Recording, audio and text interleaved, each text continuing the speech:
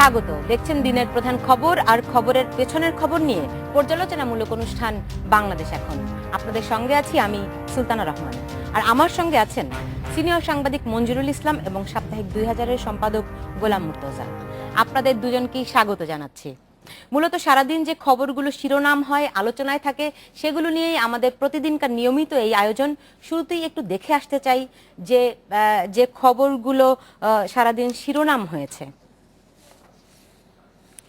আসলে আমরা দেখেছি যে সারাদিন মূলত যে খবরগুলি ছিল, গতকাল কামারুজ্জামান যুদ্ধাপরাধের দায়ে ফাঁসির দণ্ডপ্রাপ্ত জামাতের কামারুজ্জামানকে ঢাকায় স্থানান্তর করা হয়েছে।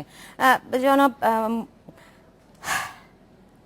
মঞ্জুরুল ইসলাম, আপনার কাছে একটু জানতে চাই যে এর আইনি প্রক্রিয়াটা আসলে কি, মানে তাকে আজকেই স্থানান্তর করা হলো।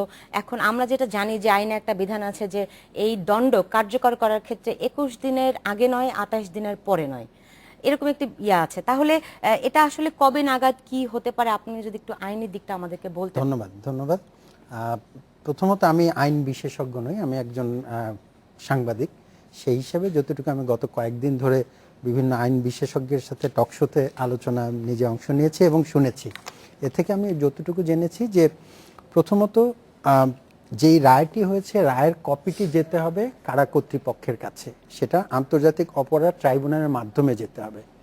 কারণ বিচারপতির আপিলেট ডিভিশনের যে রায়টি, সেটি কিন্তু তারা সরাসরি পাঠাবেন না। ফলে আইনি প্রক্রিয়াটি তারা যখন পাঠাবেন কারা কর্তৃপক্ষের কাছে, তাদের কাছে পৌঁছার পরে রায়টি অফিসিয়াল রায়ের 7 দিনের মধ্যে ক্ষমা ভিক্ষা চাইতে পারেন মহামান্য রাষ্ট্রপতির কাছে। এটি হলো একটি বিধান। এখন পর্যন্ত সংবিধানে আপনার যেই বিধানগুলো আছে যে রাষ্ট্রপতি চাইলে ক্ষমা করতে পারেন, একটি বিষয়।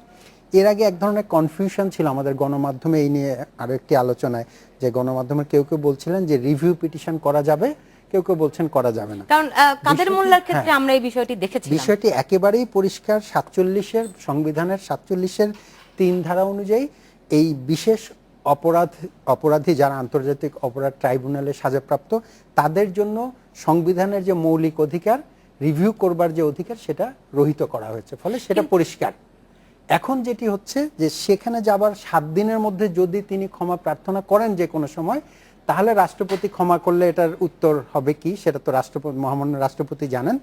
আর যদি তিনি ক্ষমা না করেন, 7 দিনের মধ্যে মনে করেন সেটা কালকে গিয়ে পৌঁছালো, এর থেকে 7 দিন গণা হবে। যদি মহামান্য কালকেই তারা প্রার্থনা করেন, রাষ্ট্রপতি এটাকে নিষেধ করে দেন, তাহলে এর যে কোনো মুহূর্তের মধ্যেই এটাকে প্রয়োগ করা যাবে। ওই যে 21 দিন থেকে 28 দিন যেটা, সেটা হচ্ছে কারা বিধির কথা আমরা বলছি। আমি এ পর্যন্ত আইনজ্ঞদের যে সমস্ত বিশ্লেষণ শুনেছি, সেই কারা বিধিও আবার এই আন্তর্জাতিক অপরাধ ট্রাইব্যুনালের ক্ষেত্রে প্রযোজ্য হবে না। এটা এক্সিকিউটিভ অর্ডার, মানে রাষ্ট্রীয় ক্ষমতার ক্ষেত্রে। অর্থাৎ এখন আমি একেবারে যতটুকু আমার কাছে তথ্য, তাতে হচ্ছে যে আজকে থেকে 7 দিনের মধ্যেই হয় প্রার্থনা করবেন ক্ষমা প্রার্থনা, যদি না করেন 7 দিন পরে এই রায় যে কোনো দিন মৃত্যুদণ্ড কার্যকর করা যাবে।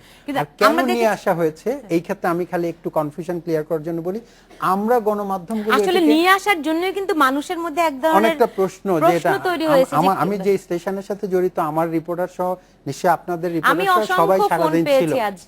এবং মূল ব্যাপারটা হচ্ছে যে আপনি এর ভেতরের কারণটা আমি যতটুকু জানতে পেরেছি, যে আপনি জানেন যে তার মৃত্যুদণ্ড কার্যকর হবে, এটা নিশ্চিত প্রায়। তার আগে তার আত্মীয় স্বজনদের সাথে দেখা সাক্ষাতের কতগুলো আনুষ্ঠানিকতা থাকে। সে জায়গায় কাশিমপুরের কারাগারটি এটি অনেক একটু দূরে, ডাবল সিকিউরিটির ব্যাপার, সেই জনিত কিছুটা সম্ভবত ব্যাপার একটা। আরেকটা, যেহেতু সম্ভবত মৃত্যুদণ্ডটি কার্যকর করা হবে ঢাকা কেন্দ্রীয় কারাগারে, এর আগেরগুলো যেমন হয়েছিল, সেটাও একটা ব্যাপার। এখানে আমার একটা বিষয় ছিল যে আপনার অ্যাটর্নি জেনারেল কিন্তু বলেছেন যে রিভিউ পিটিশনের যে সুযোগটি, এটি এই ক্ষেত্রে প্রযোজ্য হবে না। এটি কিন্তু এই রিভিউ পিটিশনের বিষয়টি কিন্তু কাদের মোল্লার কেসের ক্ষেত্রে বিষয়টির কিন্তু এক ধরনের মীমাংসা হয়েছে। মীমাংসা কি, তখন অ্যাটর্নি জেনারেল এই রেফারেন্স দিয়ে বলেছেন, তখনও বলা হয়েছিল যে রিভিউয়ের সুযোগ নেই, কিন্তু আসামি পক্ষের আইনবিদরা বলছিলেন যে না, সুযোগ আছে। তখন কিন্তু তারা রিভিউয়ের জন্য আবেদন করেছিল। মহামান্য আদালত যে কাজটি করেছে সেটাকে খারিজ করে দিয়েছে। সেই খারিজ করার মধ্য দিয়ে মঞ্জুর ভাই যে কথাটি বলেছেন যে এক ধরনের মীমাংসা হয়েছে, সেই খারিজ করার মধ্য দিয়ে সাধারণভাবে আমরা আইনের মানুষ যারা নই, তারা যেটা বুঝতে পারছি যে যেহেতু ওই ক্ষেত্রে খারিজ করে দেয়া হয়েছিল, একই আইনে একই রকমের অপরাধে বিচার শাস্তি, তো সেই ক্ষেত্রে ওই বিষয়টি এই ক্ষেত্রে প্রযোজ্য হবে, যে কারণে অ্যাটর্নি জেনারেল বা আইনমন্ত্রী বা অন্যান্য আইনবিদরা, আসামি পক্ষের আইনবিদরা ছাড়া অন্য যত আইনবিদ আছে তারা খুব পরিষ্কার করে বলেছেন এখানে রিভিউয়ের সুযোগ নাই। কিন্তু রিভিউয়ের সুযোগ থাকুক বা না থাকুক, আপনি যখন বাংলাদেশের নাগরিক, সুতরাং আপনি আদালতের কাছে গিয়ে তা আবেদন করতে পারেন। এই আগে কাদের মোল্লার সময় যেরকম করা হয়েছিল, এখনো আসামি পক্ষের এই আইনবিদরা যেতে পারে আদালতের কাছে। আদালত সেটা গ্রহণ করবে কি করবে না, শুনানি করবে, 3 দিন পরে বলবে না সাথে সাথে খারিজ করবে, সেটা তো একেবারেই আদালতের ব্যাপার। তবে সাধারণভাবে যেটা, যে আমরা সংবাদকর্মী হিসেবে আইনবিদদের সঙ্গে কথা বলে তাদের কথা শুনে যতখানি বুঝতে পারি যে এটা আসলে রিভিউয়ের সুযোগ আসলে নেই। কাদের মোল্লার ওই ঘটনাটিও এইখানে পুরোপুরিভাবেই প্রযোজ্য হবে। আর ফাঁসি দেয়া হবে দ্রুত নিয়ে আসা, এটা কিন্তু আসলে আমরা এক ধরনের অনুমান নির্ভর কথা বলছি। কাশিমপুর কারাগার থেকে বাংলাদেশে কিন্তু প্রতিদিন নানা রকমের অপরাধীদের এই কারাগার থেকে ওই কারাগারে, ইভেন একইভাবে ঢাকা কেন্দ্রীয় কারাগার থেকে কাশিমপুর কারাগারে নেওয়া হয়। কাশিমপুর কারাগার সিগনিফিকেন্ট ঘটনার কারণে, এটা যেহেতু কামারুজ্জামান, যেহেতু যুদ্ধাপরাধ, যেহেতু উনি জামাতের নেতা, যেহেতু দেশ। এবং আমি এখানে আরেকটু যুক্ত করতে চাই, আমি এটাও শুনেছি যে কিছুদিনের মধ্যে কোর্ট আসলে অবকাশে যাচ্ছে এবং আগামী মাস ডিসেম্বরের মাস, এই ধরনের কিছু বিষয় নাকি এটার মধ্যে অন্তর্ভুক্ত আছে। এইটা কামারুজ্জামানের ক্ষেত্রে কিন্তু সেটা হওয়ার কথা নয়, কারণ এটা কিন্তু নির্দিষ্ট হয়ে গেছে। এখন এটা বাস্তবায়নের ব্যাপার। এখন যদি কোর্ট অবকাশে যায়, সেটা তো যে বিচার প্রক্রিয়াগুলো চলবে সেইগুলোর ক্ষেত্রে হবে, এইটার ক্ষেত্রে নয়। অর্থাৎ এই জায়গাটাতে আপনি যেটা বললেন, এটা যেহেতু কামরুজ্জামানের ব্যাপার, যেহেতু সে যে দলের প্রতিনিধি, সে দলের যে পরিচয়, সেটা একটা শক্তিশালী দল। আপনি দেখেন সারা পৃথিবীতে বাংলাদেশের একটি ঘটনা, যে প্রক্রিয়াতে বিশ্ব মিডিয়ায় এবং পলিটিশিয়ান বা সরকারগুলোর মধ্যে কোনো জায়গাতে যে প্রক্রিয়াতে আলোচনা হচ্ছে, এটা তো খুব স্বাভাবিক প্রক্রিয়া নয়। গতকাল আমি দেখেছি আল জাজিরা টকশোর আয়োজন করেছে এই বিষয়টি নিয়ে। আমি শুরুতেই বলেছিলাম যে আমরা সারা দিনের ঘটনা নিয়ে আসলে এই আলোচনা শুরু করি, একটু এখন দেখে আসতে চাই সারাদিন যে খবরগুলো শিরোনাম হয়েছিল। মুক্তিযোদ্ধা সনদ ভুয়া প্রমাণের পরে তা বাতিল হলেও এখনও বহাল তবিয়তে চাকরি করছেন 5 সচিব। সাবেক তত্ত্বাবধায়ক সরকারের উপদেষ্টা ডক্টর আকবর আলী খান বলেছেন, এ ধরনের কার্যকলাপের ফলে সরকারের প্রতি জনগণের আস্থা কমতে পারে। এ ধরনের কার্যকলাপের ফলে সরকারি কর্মকর্তাদের উপরে জনসাধারণের আস্থা কমে যাবে। ইতিমধ্যে আপনার প্রায় 60-70 জন সচিব আছে, তার মধ্যে 4-5 জন সচিবের বিরুদ্ধে এরকম অভিযোগ এসেছে। এটা দেশের জন্য অত্যন্ত অশনি সংকেত। আর সাবেক সচিব আবু আলম মোহাম্মদ শহীদ খান মনে করেন, 5 সচিবের বিরুদ্ধে ফৌজদারি কার্যবিধিতে ব্যবস্থা নেওয়া উচিত। আমাদের যে সরকারি কর্মচারী শৃঙ্খলা এবং আপিল বিধিমালা আছে, তদ অনুযায়ী এটা চলবে এবং এটা একটা রেজাল্ট হবে। ভুয়া সার্টিফিকেট নেওয়ার জন্য বা এই ধরনের কাজের জন্য ফৌজদারি কার্যবিধিতেও ব্যবস্থা নেওয়া যেতে পারে। বিদ্যুৎ বিপর্যয়ের ঘটনায় গঠিত তদন্ত কমিটি প্রাথমিক প্রতিবেদন দেবে বুধবার। তবে নির্ধারিত 3 কার্যদিবসের মধ্যে পূর্ণাঙ্গ প্রতিবেদন দেওয়া সম্ভব নয় বলে জানিয়েছে তারা। মঙ্গলবার কুষ্টিয়ার ভেড়ামারা সাবস্টেশনে পরিদর্শন শেষে একথা জানান তদন্ত দলের প্রধান আহমেদ কাইকাউস। মানবতাবিরোধী অপরাধে ফাঁসির দণ্ডপ্রাপ্ত কামারুজ্জামানকে কাশিমপুর থেকে ঢাকা কেন্দ্রীয় কারাগারে আনা হয়েছে। বেলা 2টার দিকে তাকে বহনকারী গাড়িটি কারাগারে পৌঁছে। সোমবার আপিল বিভাগ জামায়াতের এই নেতার মৃত্যুদণ্ডের রায় বহাল রাখার আদেশ দেন। পশ্চিমবঙ্গের বর্ধমানের খাগড়াগড় বিস্ফোরণের তদন্তে এবার বাংলাদেশে আসতে চায় ভারতের জাতীয় তদন্তকারী দল এনআইএ। এরই মধ্যে দেশটির স্বরাষ্ট্র মন্ত্রণালয়ে প্রয়োজনীয় ছাড়পত্র চেয়ে আবেদনও করেছে তারা। ভারতের আনন্দবাজার পত্রিকা এ খবর দিয়েছে। 3রা নভেম্বর জিয়াউর রহমান গৃহবন্দী ছিলেন। তিনি জেল হত্যার সাথে জড়িত ছিলেন না বলে দাবি করেছেন ঢাকা মহানগর বিএনপির আহ্বায়ক মির্জা আব্বাস। এ নিয়ে আওয়ামী লীগ সাধারণ সম্পাদক সৈয়দ আশরাফুল ইসলাম মিথ্যাচার করছেন বলেও অভিযোগ করেছেন তিনি। খুব কষ্ট হয়, আমি সজ্জন ব্যক্তি বলে এটাকে জানি, কিন্তু মিথ্যা কথা যখন বলেন ভাল লাগে না। আমি বেদনা প্রকাশ করি।